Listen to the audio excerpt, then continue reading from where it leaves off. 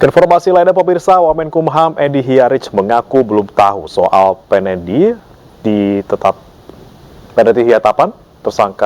tersangka oleh dirinya dan oleh Komisi Pemberantasan Korupsi.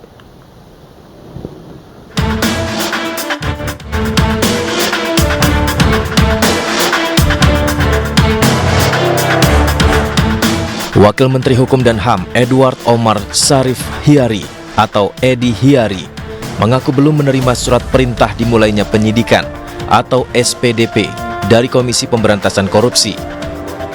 Edi juga mengaku tak tahu soal penetapan tersangka dirinya.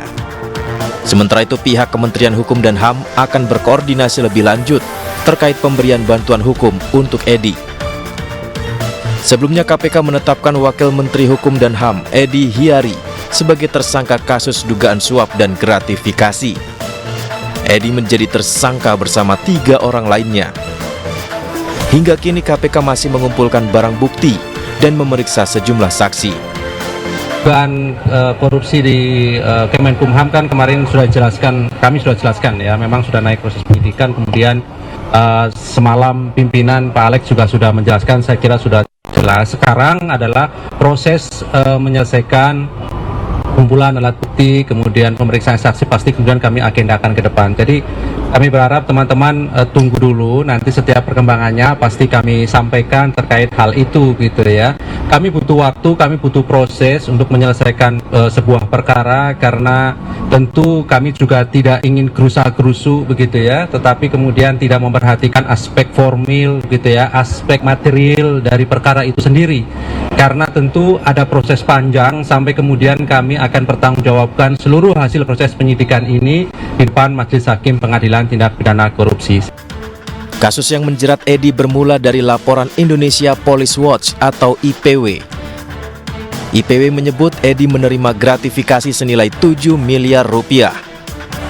Gratifikasi terkait penyalahgunaan kewenangan Edi dalam sengketa kepemilikan saham PT Citra Lampia Mandiri, perusahaan pemilik konsesi 2.000 hektar tambang nikel di Luwu Timur.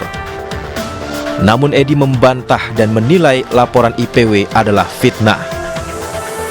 Edi Hiari, pria kelahiran Ambon, Maluku 50 tahun lalu ini, menjabat sebagai Wamenkumham sejak 2 tahun lalu. Edi dikenal sebagai salah satu profesor muda di bidang hukum yang bertalenta. Edi merupakan guru besar hukum pidana Fakultas Hukum Universitas Gadjah Mada, Yogyakarta. Di karir hukumnya, Edi pernah menjadi ahli dalam tim hukum Joko Widodo Ma'ruf Amin saat sidang sengketa hasil Pilpres 2019 di Mahkamah Konstitusi. Ia juga pernah menjadi saksi ahli dalam sidang kasus penodaan agama yang menjerat mantan Gubernur DKI Jakarta Basuki Cahayapurnama.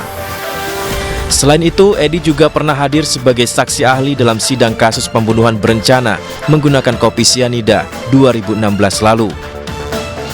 Dalam laporan harta kekayaan penyelenggaraan negara, Edi tercatat memiliki kekayaan senilai 20,6 miliar rupiah.